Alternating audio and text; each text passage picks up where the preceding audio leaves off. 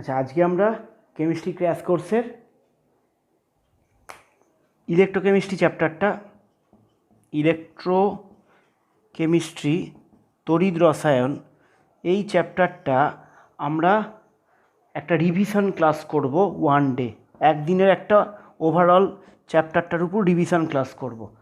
ঠিক আছে, এইটা এবছরে যারা নিট বা জেই পরীক্ষাটা দেবে বা আদার্স কোনো কম্পিটিটিভ পরীক্ষার জন্য এই ওয়ান ডে ক্লাসের রিভিশন ক্লাসটা আজকে আমরা করব, কারণ সময় খুবই কম এবছরে। তো ইলেকট্রোকেমিস্ট্রিটা ক্লাস 12-এ তোমরা বেশিরভাগ জনই আছো যারা 12-এ পড়েছো। তো এই ক্লাসটার উপর যে ধরনের এমসিকিউ আছে বিভিন্ন ধরনের, সেই এমসিকিউকে হাইলাইট করে আজকের ক্লাসটা আমরা করব। তো প্রথমে চলে যাই, যেটা বলছে ইলেকট্রোড পোটেনশিয়াল। হ্যাঁ, এই ধরনের মানগুলো ইলেকট্রোড পোটেনশিয়াল বা বিজারণ বিভব, যেগুলোকে বলছিলাম রিডাকশান পোটেনশিয়াল। ঠিক আছে, তো ইলেকট্রোড পোটেনশিয়াল এর যদি মান কোথাও দেয়া থাকে, সেটার অর্থ আমরা সাধারণত সব ক্ষেত্রে রিডাকশান পোটেনশিয়াল এই মানটা আমরা ব্যবহার করে থাকি। প্রচলিততে বেশিরভাগ ক্ষেত্রে আমরা ব্যবহার করে থাকি বিজারণ বিভবটা। ঠিক আছে, বিজারণ বিভব বলতে ওটাকে ডিনোট করা হয় এইভাবে। ঠিক আছে, তো যদি কোনো ক্ষেত্রে আমরা কোনো এমসিকিউতে দেখি যে ইলেকট্রোড পোটেনশিয়াল বলে দিয়েছে, তো সেক্ষেত্রে আমরা অবশ্যই মনে রাখবো যে ইলেকট্রোড পোটেনশিয়াল বলতে সেটা বিজারণ বিভবকেই বোঝাচ্ছে। অক্সিডেশন পোটেনশিয়াল হচ্ছে জারণ বিভব, আর রিডাকশান পোটেনশিয়াল হচ্ছে বিজারণ বিভব। যদি জেনারেলি অক্সিডেশন পোটেনশিয়াল বা রিডাকশান পোটেনশিয়াল না বলে দিয়ে যদি ইলেকট্রোড পোটেনশিয়াল বলে, প্রমাণ অবস্থায় স্ট্যান্ডার্ড হিসেবে আমরা সবসময় বিজারণ বিভবকেই ধরে থাকি। তো এখান থেকে কী ধরনের এমসিকিউ হতে পারে? এখান থেকে এমসিকিউ হতে পারে যে বাংলায় আমি একটা কথা লিখে দিচ্ছি, যার বিজারণ বিভবের মান যত বেশি হবে, যার বিজারণ বিভবের মান যত বেশি হবে, সে নিজে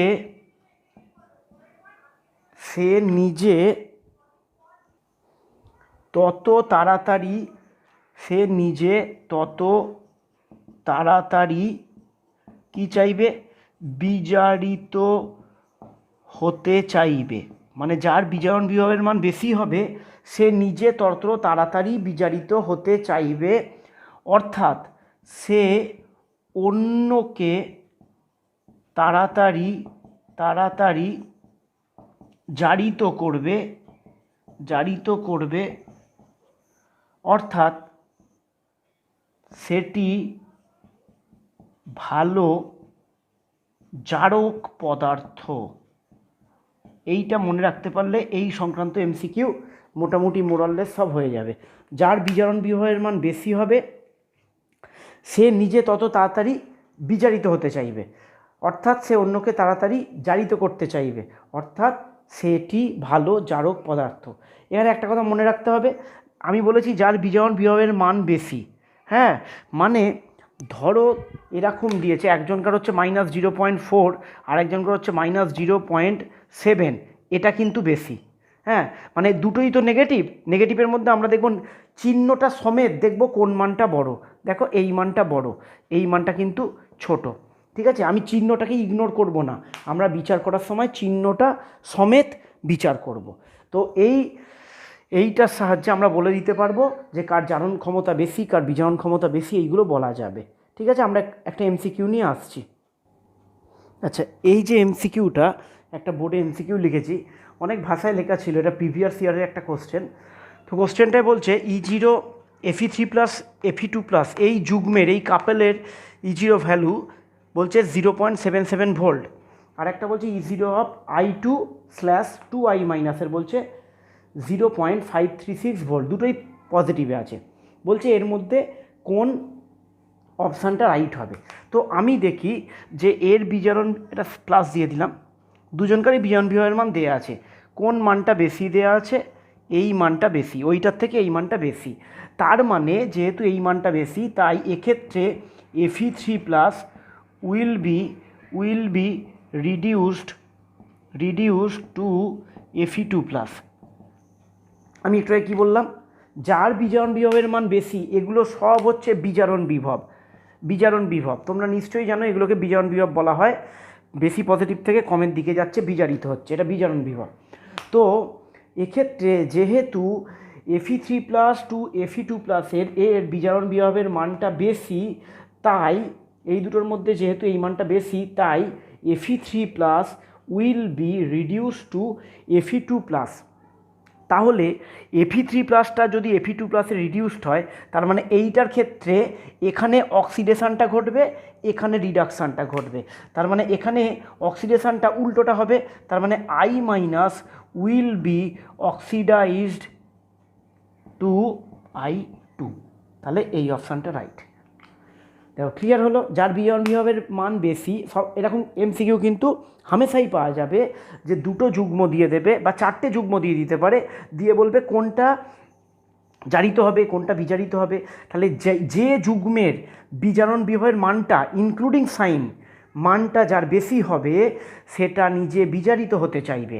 তার মানে এক্ষেত্রে Fe3+ will be reduce to Fe2+ and I- will be oxidize to I2।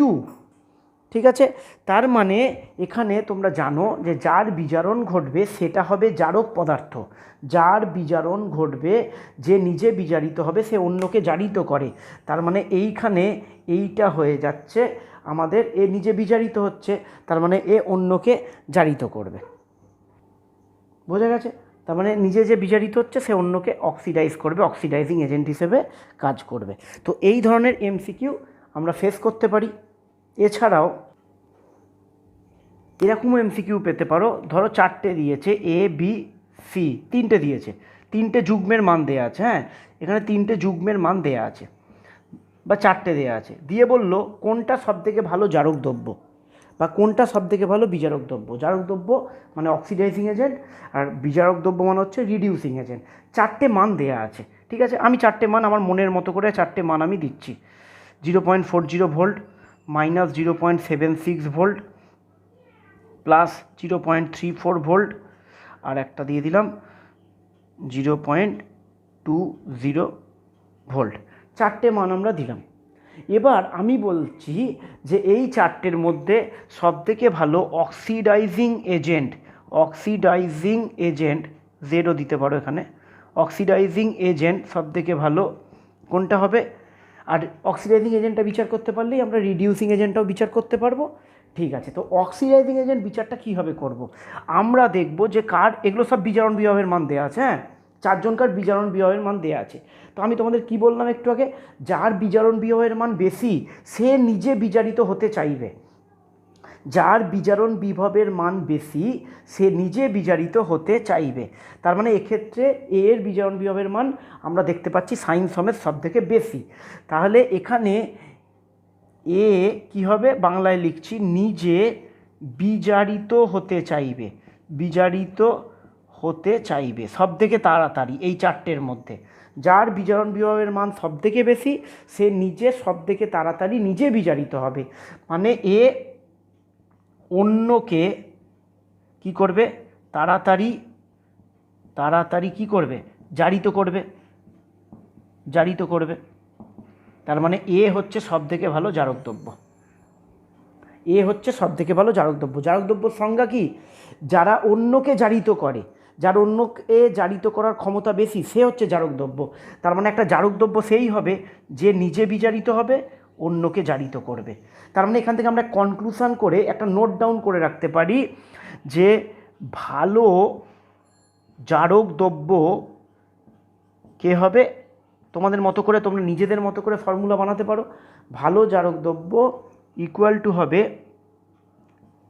Higher the value of reduction potential,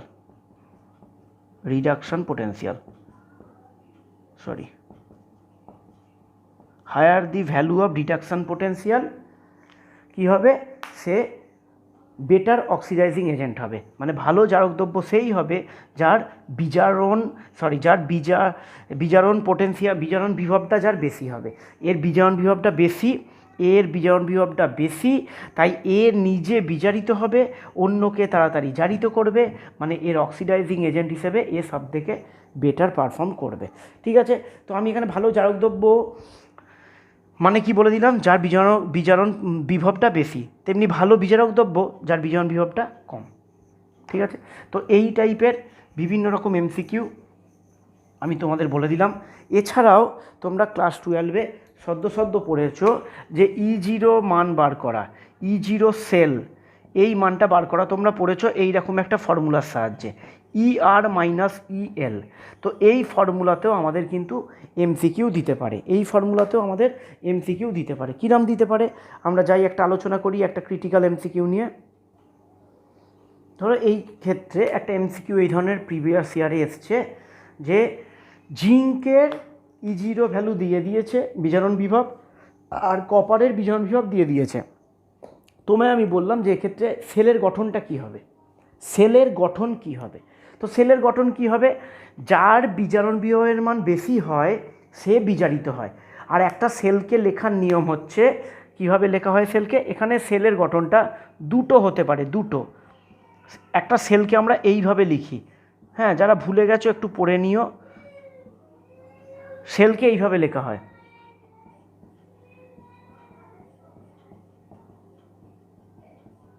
এক্ষেত্রে দুটো চান্স আছে, সেলকে আমরা এইভাবে লিখি, কীভাবে লিখি, এই বাঁ দিকে যার জারণ হয় সেটাকে বাঁ দিকে লিখি, যার বিজারণ হয় সেটাকে ডান দিকে লিখি, এবং যার জারণ হয় সেটাকে বাঁ দিকে লিখি এবং সেটাকে জারণ ফর্মেই লিখি। কীভাবে লিখেছি দেখো, জিঙ্ক থেকে জিঙ্ক 2+ হচ্ছে, তাহলে জিঙ্ক থেকে জিঙ্ক 2+ হলে সেটা জারণ হয়, তাহলে জিঙ্ক থেকে জিঙ্ক 2+ হচ্ছে, বাঁ দিকে আমরা জারণ ফর্মটাকে লিখি আর ডান দিকে আমরা বিজারণ রূপটাকে লিখি। তো এখানে অনেক রকমভাবেই করা যায়, শর্টকাট যেটা হবে আমি সেই নিয়মটা বলছি, যে কি বললাম, তার মানে বাঁ দিকে কী হয়, বাঁ দিকে জারণ হয় আর ডান দিকেরটায় কী হয়, বিজারণ হয়। ঠিক আছে, এবার আমি দেখব এই দুটো ভ্যালুর মধ্যে কার বিজারণ বিভবের মানটা বেশি। আমি পরিষ্কার দেখতে পাচ্ছি এই দুটো মানের মধ্যে এই মানটা বেশি, অর্থাৎ এরা দুজন যখন একটা সেল তৈরি করবে তখন কপারের বিজারণ হবে, তার মানে ইনডাইরেক্টলি জিঙ্কের জারণ হবে, মানে এইটা হচ্ছে ভুল। আবার বলি এটা কেন ভুল, এই যে ফর্মটা আমি সেলের লিখেছি, এই ফর্মটাতে সেলের এই যে ফর্মটা লিখেছি এই ফর্মে খেয়াল করে দেখো, ডান দিকে জিঙ্কটাকে লিখেছি Zn2+ থেকে Zn, তার মানে ডান দিকে যেটাকে লিখি সেইটাকে আমরা বিজারণ ফর্মে লিখি, এই যে ডান দিকেরটা বিজারণ ফর্ম। কিন্তু আবার আমরা দেখতে পাচ্ছি যে E0 ভ্যালু যেটা আছে বিজারণ বিভব, সেটা জিঙ্কের থেকে কপারের বিজারণ বিভবটা বেশি, অর্থাৎ যার বিজারণ বিভবের মান বেশি হবে সে বিজারিত হবে, অন্যটা জারিত হবে। তার মানে এখানে বিজারণটা কিন্তু এইটার ঘটবে, তার মানে এইটা রাইট, এটা রং। ঠিক আছে, তার মানে কারেক্ট সেল হচ্ছে এইটা।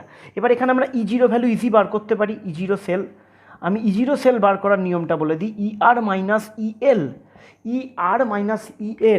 ER হচ্ছে রাইট হ্যান্ড সাইডের বিজারণ বিভব মাইনাস লেফট হ্যান্ড সাইডের বিজারণ বিভব। তো রাইট হ্যান্ড সাইডের বিজারণ বিভব কত আছে, এটা রাইট হ্যান্ড সাইড, এর বিজারণ বিভব হচ্ছে মাইনাস 0.34 মাইনাস লেফট হ্যান্ড সাইডের এইটাকে দেখবো না এখন, আমি এই লেফট হ্যান্ড সাইডে কে আছে, জিঙ্ক, এই জিঙ্কের বিজারণ বিভবের মানটা বসাবো, তার মানে মাইনাস সমেত বসালাম, এটা হয়ে গেল প্লাস। এবার যেটা ক্যালকুলেশন করে আসছে তত ভোল্ট, তার মানে বিজারণ বিভব হয়ে গেল। ঠিক আছে, এই সংক্রান্ত সেলটা কি হবে না হবে এই টোটাল ব্যাপারগুলো এখান থেকে হয়ে গেল।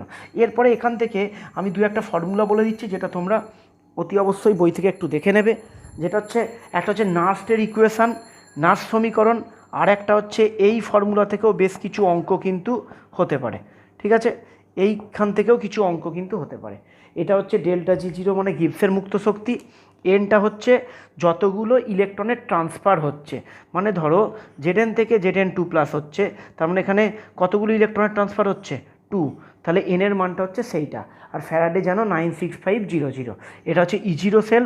ওই যদি E0 সেল কী ঘরে বার করতে হয় দেখিয়ে দিলাম, ওটা হচ্ছে E0 সেল, এফের মান হচ্ছে 96500, এনটা হচ্ছে যতগুলো ইলেকট্রনের ট্রান্সফার হচ্ছে, আর ডেল্টা জি জিরোটা হচ্ছে আমাদের গিবসের মুক্ত শক্তি। আচ্ছা, এখানে আরেকটা ফর্মুলাও বলে দিই, delta G zero equal to -8t ln k।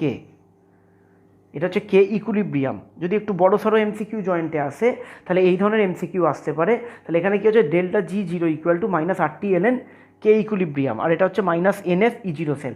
এই দুটোকে যদি আমরা ইকুয়াল করে দিই তাহলে কি আসছে, 8t ln K equilibrium equal to NF E0 cell. তার মানে ln কে equal to NF E0 cell divided by 8t। তো এই ফর্মে তোমরা ক্যালকুলেশন করে কে এর মানটা পেয়ে যেতে পারো।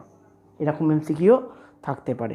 এছাড়াও নাস্টের সমীকরণটা একটু দেখে নেবে, ওখান থেকেও এমসিকিউ থাকতে পারে। এই গেল আমাদের এই চ্যাপ্টারের প্রথম সেকশানের যাবতীয় যা এমসিকিউ হতে পারে সেই ধরনের এমসিকিউ। বইটা তো অবশ্যই খুঁটিয়ে পড়বে, গারত্ব কোষ এই ওই অনেক কিছু আছে, একটুখানি বইটা পড়বে। এরপরে আমরা চলে যাই একদম কমন এমসিকিউ যেখান থেকে আসে সেই ধরনের জিনিসগুলোতে। হ্যাঁ, তো আমরা যদি একটু ডেরিভেশনের দিকে যাই, আমরা মাধ্যমিক লেভেলে পড়েছিলাম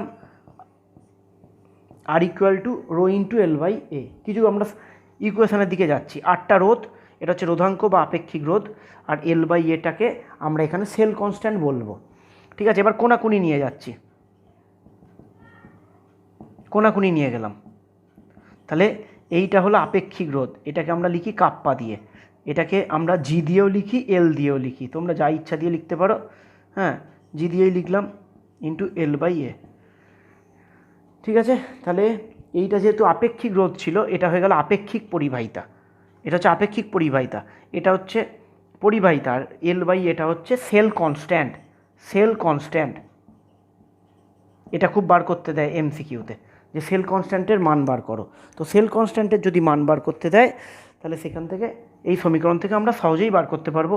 এখানে একটা কথা বলবো, যে সমস্ত টপিকগুলো খুঁটিয়ে পড়বে তাদের এককগুলো একটু অবশ্যই মনে রাখার চেষ্টা করবে। এই সংক্রান্ত তাহলে আমরা একটা প্রবলেমের দিকে চলে যাই। প্রবলেমটাই বলছে resistance of 0.1 molar KCl solution in a conductance cell is 300 ohm. তার মানে কার মান বলে দিল, রেজিস্ট্যান্সটা বলে দিল 300 ওহম, অ্যান্ড কন্ডাক্টিভিটি ইজ বলে দিয়েছে 0.0113 সিমেন সেন্টিমিটার ইনভার্স। বলেছে সেল কনস্ট্যান্টটা আমাদের বার করতে বলেছে।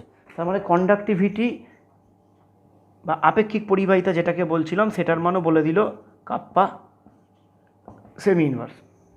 তো আমাদের বার করতে বলেছে সেল কনস্ট্যান্ট। তো আমরা একটু ফর্মুলাটা লিখেছিলাম, আমরা ফর্মুলাটা লিখি, kappa equal to G into L by A. ঠিক আছে, और L by A equal to কী হলো, কাপ্পা ডিভাইডেড বাই জি। আচ্ছা, কাপ্পার মান দেওয়া আছে 0.013, এটা হচ্ছে কন্ডাক্টেন্স জি। কন্ডাক্টেন্স মানে হচ্ছে 1 বাই রোধ। ঠিক আছে, কাপ্পা একটু বুঝতে হবে, কাপ্পা হচ্ছে কন্ডাক্টিভিটি বা আপেক্ষিক পরিবাহিতা, এটা মানে হচ্ছে আপেক্ষিক রোধের অনন্যক। আর কন্ডাক্টেন্স জি দিয়েও লেখা হয়, এল দিয়েও লেখা হয়। কন্ডাক্টেন্স হচ্ছে রোধের অনন্যক, রোধের অনন্যককে আমরা বলছি কন্ডাক্টেন্স। তো এই মানটা এখানে আমরা বসিয়ে দেবো 0.013 ডিভাইডেড বাই 1 ডিভাইডেড বাই 300, মানে এটাকে 300 দিয়ে গুণ হয়ে যাবে। ঠিক আছে, তো অ্যান্সারটা আসবে 3.9 সেমি ইনভার্স। 3.9 সেল কনস্ট্যান্টের একক হবে সেমি ইনভার্স। কেন, এটা হচ্ছে লেন্থ আর এটা হচ্ছে প্রস্থচ্ছেদের ওই যে ক্ষেত্রফল, তাহলে উপরেরটা সেমি আর নিচেরটা সেমি স্কোয়ার, তাহলে সবসময় একক আসবে সেমি ইনভার্স। ঠিক আছে, তো এই জাতীয় প্রবলেম গেল। আচ্ছা, এরপরে আমরা চলে যাব এই ফর্মুলাটাকে ফার্দার আমরা একটু এগিয়ে নিয়ে যাব।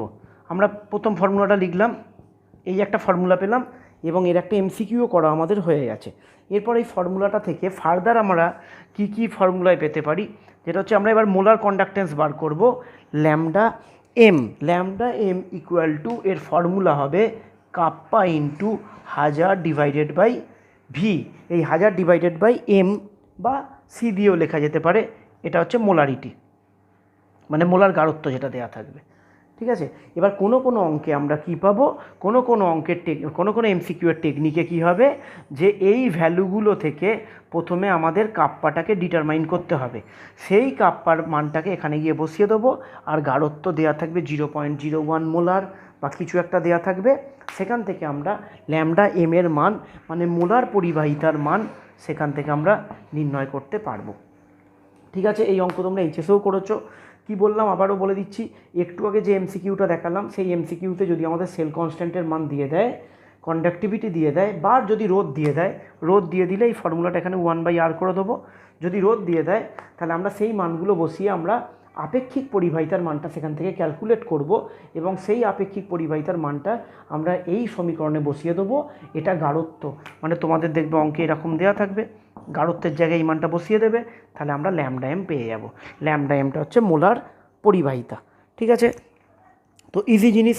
এবার আমরা ল্যামডা এমটা যখন পেয়ে যাব, মোলার পরিবাহিতা যখন পেয়ে যাব, মোলার পরিবাহিতা থেকে ধরো তোমাদের বলেছে, এবার আমি লক্ষ্য করে দেখো, একটা ফর্মুলা থেকে একটা ফর্মুলায় গেলাম, এবার এটা থেকে আর একটায় যাব, তাহলে তিনটের কানেকশান হয়ে গেল একটা। এবার যদি আমাদের মোলার পরিবাহিতা থেকে আমাদের যদি তুল্যাঙ্ক পরিবাহিতা বার করতে দেয়, তাহলে আমরা কিভাবে বার করব? তাহলে আমরা তুল্যাঙ্ক পরিবাহিতা ও মোলার পরিবাহিতার মধ্যে আমরা একটা সম্পর্ক দেখিয়ে দিচ্ছি। তুল্যাঙ্ক পরিবাহিতাটাকে আমরা লিখলাম ইকুইভ্যালেন্ট কন্ডাক্টেন্স ল্যামডা ইকিউ, এটা ইকুয়াল টু হবে ল্যামডা এম মোলার পরিবাহিতা ডিভাইডেড বাই জেড, বা ছোটো হাতের এন, বিভিন্ন জায়গায় বিভিন্ন রকম লেখা থাকে। এই জেডটা কি? এই জেডটা হচ্ছে total cationic or total anionic charge. ঠিক আছে, জেডটা হচ্ছে টোটাল ক্যাটায়নিক বা টোটাল অ্যানায়নিক চার্জ। একটা এক্সাম্পল দিলে খুব ইজি হয়ে যাবে। ধরো এই রকম আছে Al2SO4 হোল থ্রাইস। ঠিক আছে, এটার ক্ষেত্রে এই রিলেশনটা কী দাঁড়াবে আমি দেখাচ্ছি। Al2SO4 হোল থ্রাইস ধরো দিয়েছে, এটার ক্ষেত্রে রিলেশনটা কীরকম দাঁড়াবে। এটার ক্ষেত্রে lambda equivalent conductance is equal to হবে ল্যামডা এম ডিভাইডেড বাই, আমাদের এটাকে আয়নে ভাঙতে হবে। হ্যাঁ, এটাকে আয়নে ভাঙলে হয় 2Al3 প্লাস 3SO4 2-, তাহলে ক্যাটায়নের মোট চার্জ হয়ে গেল এখানে 6, অ্যানায়নেরও মোট চার্জ হয়ে গেল এখানে 6। ওই জন্য আমি খেয়াল করে দেখো এখানে অর দিয়েছি, মানে ক্যাটায়নের টোটাল চার্জ এবং অ্যানায়নের টোটাল চার্জ এইগুলো কখনো ডিফারেন্ট হতে পারে না, একই আসবে। হ্যাঁ, ডিফারেন্ট হলে ভুল করছি আমরা কোথাও। তাহলে 3 প্লাস ছিল, 2 আছে, 3 দুগুণে 6, 2 মাইনাস ছিল, 2 আছে, 3 6। তার মানে এখানে আমরা শুধু চার্জটা দিয়ে ভাগ করব। তার মানে আমরা যদি মোলার পরিবাহিতা পেয়ে যাই, সেখান থেকে আমাদের তুল্যাঙ্ক পরিবাহিতায় যেতে বেশি সময় লাগবে না। ঠিক আছে, এই গেল এক ধরনের এমসিকিউ। আচ্ছা, নেক্সট তারপরে আছে, তোমরা এইচএস যারা দিয়েছো তারাও জানো, আগের যারা অনেক আগে দিয়েছো এইচএস তাদের একটু দেখে নিতে হবে। কোরলাস, বানানটা বই টু বই ভ্যারি করবে, কয়কার ল হতে পারে। কোরলাসের যে সূত্র আছে, কোরলাসের সূত্রের সাহায্যে আমরা কিন্তু যে কোনো রকম যৌগের আমরা কি বার করতে পারবো, আমরা মোলার পরিবাহিতা বার করতে পারবো। ঠিক আছে, তো এটা একবারে উদাহরণের সাহায্যে একবার জাস্ট রিপিট করে দিচ্ছি একটুখানি। ধরো আমরা বার করব ল্যামডা 0 এম, কার বার করব? CaCl2 বার করব। তাহলে এটা হবে, কোরলাস বলছে যে এই যে যৌগটা আছে, এই যৌগের ক্যাটায়ন ও অ্যানায়নের মোট তড়িৎ পরিবহন করার ক্ষমতাটাকে যোগ করলেই সেটা মোলার পরিবাহিতা হয়ে যাবে। মানে এটা বলছেন উনি, ক্যাটায়নের তড়িৎ পরিবহন করার ক্ষমতা হচ্ছে ছোটো ল্যামডা দিয়ে লিখছি, আর অ্যানায়নটা 2 ক্লোরিন আছে, তাই এটাকে লিখছি 2 ল্যামডা Cl-। এই দুটোর সমষ্টি, মানে ক্যাটায়ন ও অ্যানায়নের পরিবাহিতা সমষ্টিটাকেই যোগ করলে চলে আসবে সেই যৌগটার মোলার পরিবাহিতা। তো কোরলাসের জিনিসটা খুব ইজি, এই সংক্রান্ত একটু এমসিকিউ তোমাদেরকে প্র্যাকটিস করে নিতে হবে। ঠিক আছে, কোরলাসের সংক্রান্ত এমসিকিউ প্র্যাকটিস করে নিতে হবে। তারপরে এক ধরনের এমসিকিউ আছে, এগুলো একটুখানি মন দিয়ে করতে হবে। বিয়োজন মাত্রা বার করতে দেয়, বিয়োজন মাত্রা নির্ণয় করার এক ধরনের এমসিকিউ আছে। তো বিয়োজন মাত্রা বার করার ফর্মুলাটা কি হচ্ছে? ল্যামডা এম ঠিক আছে। তো এই হচ্ছে বিয়োজন মাত্রা বার করার ফর্মুলা। তো এখানে ল্যামডা জিরো যে এমটা দিয়েছে ওটা অসীম লঘু তার দোবনের মোলার পরিবাহিতা, মানে এটা অসীম লঘু দোবনের মোলার পরিবাহিতা, অসীম লঘু দোবনের মোলার পরিবাহিতা। ঠিক আছে। তো এইটাকে আমরা কি করতে পারি, আমরা কোল্লাসের সূত্রটাকে ইউজ করে, তোমাদের হয়তো এই মানগুলো বলে দিল, হ্যাঁ, এই মানগুলোকে ইউজ করে আমরা এই মানটা বার করে ফেলতে পারি, এই মানটা বার করে ফেলতে পারি পরীক্ষায়। তার মানে কী তোমাকে দিয়ে দেবে, তোমায় দিয়ে দেবে ক্যাটায়নের পরিবাহিতাটা দিয়ে দেবে, অ্যানায়নেরটা দিয়ে দেবে, এই দুটোকে যোগ করে তোমরা ল্যামডা জিরো এমটাকে বার করে নেবে, আর এই মানটা দেখবে প্রোভাইড করবে, দিয়ে দেবে। তাহলে এই দুজনকার অনুপাতটা করে আমরা এখান থেকে ল্যামডার মানটা বার করতে পারি। ল্যামডাটাকে বলা হচ্ছে বিয়োজন মাত্রা। এই ল্যামডার মান বার করার পরে তোমাকে এই কনস্ট্যান্টটা বার করতে দিতে পারে। ঠিক আছে। তো এই বিয়োজন ধ্রুবক যেটা হচ্ছে, তো এই বিয়োজন ধ্রুবকের মানটা বার করতে দিতে পারে। তো এইটা ইকুয়াল টু কী হয়ে যাবে, আমরা ক্লাস 11-এর ছিল এটা, alpha square C divided by 1 minus alpha. তো তোমাকে একটা বড় যদি এমসিকিউ দেয় তাহলে এই দুটো মান দিয়ে দিতে পারে, এই দুটো মান দিতে পারে, বা এইগুলো দিয়ে দেবে, এইগুলোকে যোগ করে এইটা বার করব, দিয়ে এইটার মানটা দিয়ে দেবে, কোনো একটা গাঢ়ত্বে তার মোলার পরিবাহিতাটা দিয়ে দেবে। তাহলে মোলার পরিবাহিতাটাকে এই অসীম লঘু দোবনের মোলার পরিবাহিতার সঙ্গে অনুপাত করে আলফাটা বার করলাম, সেই আলফাটাকে এখানে পুট করলাম, গাঢ়ত্ব দিয়ে দেওয়া আছে, এখান থেকে আমরা বিয়োজন ধ্রুবকের মানটা পেয়ে যেতে পারি। তো এই হচ্ছে এই সংক্রান্ত এমসিকিউ। আচ্ছা, এরপরে যে পার্টটায় আমরা চলে যাব সেটা হচ্ছে ফ্যারাডের তড়িৎ বিশ্লেষণ সংক্রান্ত যে সমস্ত এমসিকিউগুলো আমরা ফেস করতে পারি ফ্যারাডের তড়িৎ বিশ্লেষণ সংক্রান্ত, সেই ধরনের আমরা কিছু এমসিকিউ এর দিকে চলে যাব। যেমন ফ্যারাডের সূত্র থেকে দেখবে আমরা পেয়ে থাকি ZIT, এই একটা পেয়ে থাকি, ZIT এইটা পেয়ে থাকি। এছাড়াও আমরা পেয়ে থাকি W equal to EQ by F, এইটা পেয়ে থাকি। এটাকে বলছি রাসায়নিক তুল্যাঙ্ক বা তুল্যাঙ্ক ভার, এটাকে বলছি তড়িৎ রাসায়নিক তুল্যাঙ্ক। ঠিক আছে। সাধারণত এমসিকিউ পারপাস এই ফর্মুলাটা বেশি কাজে লাগবে আমাদের। হ্যাঁ, এটা কি বললাম, তুল্যাঙ্ক ভার। তো এই সংক্রান্ত ফর্মুলাটা দিয়ে আমরা বেশ কিছু এমসিকিউ করতে পারবো। কিরম এমসিকিউ, ধরো তোমাদের কপার সালফেট দ্রবণের কিছু একটা ডেটা দিয়ে বলেছে ক্যাথোডে কত গ্রাম কপার সঞ্চিত হবে ক্যাথোডে, তার মানে কত গ্রাম মানে ওয়েট বার করতে দিলেই তোমাকে বার করতে হবে ডব্লুটা। ঠিক আছে। তো তুল্যাঙ্ক ভার কিছুদিন আগের ক্লাসে করিয়েছি, তুল্যাঙ্ক ভার বার করার ফর্মুলা কি, A/V। তাহলে আমরা যোজ্যতা দিয়ে ভাগ করে তুল্যাঙ্ক ভার বার করতে পারবো। আচ্ছা, কিউ মানে কি, কিউ মানে হচ্ছে I/T। তোমাকে আইটা দিয়ে দেবে পরীক্ষার কোশ্চেনে অ্যাম্পিয়ার, টিটা মিনিটে দেবে, কিন্তু মিনিটটাকে তোমায় কেয়ারফুলি একটু সেকেন্ডে নিয়ে যেতে হবে। তাহলে কি দাঁড়ালো, EIT ডিভাইডেড বাই F, এফটা হচ্ছে 96500। এই সংক্রান্ত এমসিকিউ আসতে পারে। কিরম আসতে পারে আমি একটা উদাহরণ দিচ্ছি। আচ্ছা, আমরা যদি এই প্রবলেমটার দিকে একটু লক্ষ্য করি, বলেছে how many grams of cobalt metal will be deposited when a solution of cobalt 2 chloride is electrolyzed with a current of 10 ampere for 109 minute। আচ্ছা, এটা বলে দিয়েছে অ্যাম্পিয়ার, মানে হচ্ছে এটা আই, এটা বলে দিয়েছে টাইম। ঠিক আছে, 109 × 60, এটা হচ্ছে টি, এত সেকেন্ডে বার করতে হবে। ঠিক আছে। আচ্ছা, খেয়াল করে দেখে নাও, কোবাল্টের যোজ্যতাটাও কিন্তু ইনডাইরেক্টলি ওরা বলে দিয়েছে। কোবাল্ট ক্লোরাইড বলতে পারতো, কোবাল্ট 2 ক্লোরাইড মানে কোবাল্টের যোজ্যতাটা ওরা বলে দিয়েছে, যাতে আমরা এটাকে যোজ্যতা দিয়ে ভাগ করে তুল্যাঙ্ক ভারটা আমরা বার করতে পারি। বলেছে কত গ্রাম কোবাল্ট বলেছে ডিপোজিট হবে। তাহলে আমাদের ফর্মুলা কি, W equal to EQ by F, Q মানে হচ্ছে IT, তাহলে EIT ডিভাইডেড বাই F। তো এখানে যদি আমরা মানগুলো বসাই, এর জায়গায় আমরা কথা বসাবো 59/2। কেন, কারণ তুল্যাঙ্ক ভরের ফর্মুলা হচ্ছে A/V, কোবাল্টের ভর বলেছে 59 ডিভাইডেড বাই V মানে 2। ঠিক আছে। তো এখানে কোবাল্ট ক্লোরাইড যতই বলুক আমরা তুল্যাঙ্ক ভরটা কোবাল্টের বসাবো। কেন, কারণ কোবাল্টটা ডিপোজিট হচ্ছে, আচ্ছা আইটা কি বললাম, আইটা হবে 10 অ্যাম্পিয়ার। আচ্ছা টিটা হবে 109 ইন্টু 60 ডিভাইডেড বাই 96500। ফ্যারাডের মান হচ্ছে 1 ফ্যারাড ইকুয়াল টু 96500।